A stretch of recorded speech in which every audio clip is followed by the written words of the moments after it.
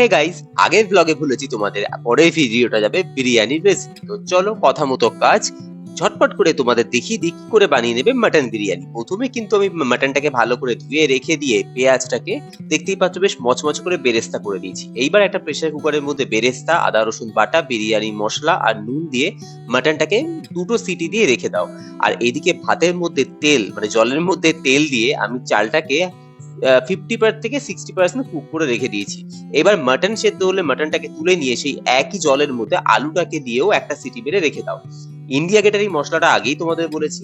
এরপর চলো কড়ার মধ্যে তেল বসিয়ে দিয়েছি, আর এদিকে একটা বাটির মধ্যে টক দই আর ফ্রেশ ক্রিম আর বিরিয়ানির মশলা নিয়ে ভালো করে সেটাকে মিক্স করে নিয়ে এবার কড়ার মধ্যে তেল দিয়ে তার মধ্যে আগে ওই সেদ্ধ করা মাটনটাকে দিয়ে একটু নেড়ে চেড়ে নিয়ে তার মধ্যে বিরিয়ানির ইন্ডিয়া গেটের মশলাটা জাস্ট অল্প দেওয়া মাত্রই নাকে যে গন্ধটা এসেছে না, তারপর আমি আর দিইনি, আমার হোমমেড মশলাটাই দিয়েছি। বাট খুব খারাপও বলবো না, আবার আমার ভালো লাগেনি পার্সোনালি। তো চলো এর মধ্যে ওই যে মশলাটা রেডি করলাম দইয়ের, সেই মশলাটা একেবারে দিয়ে দিই। আলু এদিকে সেদ্ধ হয়ে গেছে, আর এদিকে এই মশলাটা দিয়ে আমি মাটনটাকে ভালো করে কুক করে দিলাম, যাতে মটনটার ভেতর স্পাইসটা খুব ভালো করে ঢোকে, যাতে বিরিয়ানি টেস্টটা আরো ইনহ্যান্স হয়। এদিকে চলো আমি ভাত নিয়ে নিয়েছি, নুন, মাটন স্টক, মাটনের গ্রেভি, ডিম, আলু, পেঁয়াজের বেরেস্তা, আর ওদিকে দুধের মধ্যে কেসার ভিজিয়ে রেখেছিলাম, আর ওদিকে একটা বিরিয়ানি মশলা নিয়ে নিয়েছি, আর নিয়ে নিয়েছি মিঠা আতর, কেওড়া ওয়াটার এন্ড রোজ ওয়াটার। তো আমি এটা ব্যারাকপুর স্টাইলে করছি। সবার প্রথমে হাঁড়ির নিচে তুমি দিয়ে দেবে মাটনের স্টক, তার মধ্যে মাটনের যে গ্রেভি মাটনটা, সেই মাটন গুলো বসিয়ে দেবে পুরোটা একসাথে। তার মধ্যে হাফ ডান আলুটাকে দিয়ে দেবে, দিয়ে ওপর থেকে ওই কেওড়া ওয়াটার, রোজ ওয়াটার এন্ড মিঠা আতরের ওই মিক্সচারটা আর অল্প বেরেস্তা দিয়ে প্রথমে এক লেয়ার রাইস দিয়ে দেবে।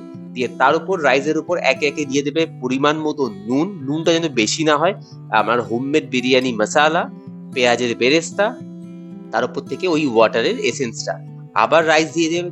সেই একই প্রসেসে লেয়ারিং করে নেবে, করে নিয়ে একদম শেষে টপে একদম যতটা ওয়াটার থাকবে এসেন্স ওয়াটার সেটা দিয়ে নুন দিয়ে, আর তোমরা যে কেসার আছে দুধে ভেজানো সেটা দিয়ে পেঁয়াজের বেরেস্তা দিয়ে মুখটাকে ভালো করে আটা দিয়ে সিল করে দাও। দিয়ে ওপর থেকে ডিমগুলোকে বসিয়ে দাও। দিয়ে আমার যেহেতু হাঁড়ি ঢাকনাটা যে খুঁজে পাই, বাট এই থালাটা একদম হাঁড়ির মাপেই ছিল, তো এটা দিয়ে ভালো করে একদম এয়ার টাইট করে দিয়েছি, যাতে কোনো কারণে বাইরের এয়ার ভেতরে না ঢোকে বা ভেতরের এয়ার বাইরে না আসতে পারে।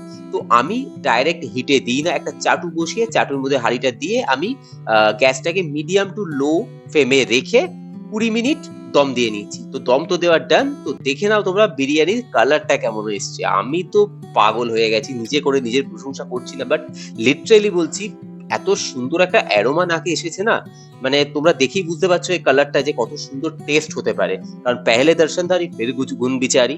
তো অবভিয়াসলি তোমাদেরকে বলো প্লিজ তোমরা এটা ট্রাই করো। বাবাকে খেতে দিয়ে দিলাম, দিয়ে এবার দিতে চলেছি দিদাকে খেতে। চলো দেখি দিদা খেয়ে বিরিয়ানির কেমন রিভিউ দেয় আর মাও কেমন রিভিউ দেয়। ভালো হয়েছে? আমি গাড়িতে খাবো না। কেন? না, ভালো লাগে না। আর সত্যি বলছি, এটা তো বলছি। আমি খেতে পারি না। ভালো হয়েছে বিরিয়ানিটা? টেস্ট কেমন খুব হয়েছে? ভালো হয়েছে। ভালো হচ্ছে মানে এত ভালো হচ্ছে, আমাকে কোনো বাইরে বিরিয়ানি আমি কন্ট্যাক্ট করবো, আমার বিরিয়ানি আমি এই খাচ্ছি, এই সামনে। খাও। হ্যাঁ, কেমন হয়েছে? ভালো হচ্ছে, খুব সুন্দর হচ্ছে। সো গাইস চলো আমিও গরম গরম বিরিয়ানিটা এবার খেয়ে ফেলি। তোমরা কিন্তু আজকে এটা বানাবে, বানিয়ে আমাকে কমেন্ট করে জানাবে কেমন হলো, আর চ্যানেলটা কিন্তু সাবস্ক্রাইব করতে ভুলো না।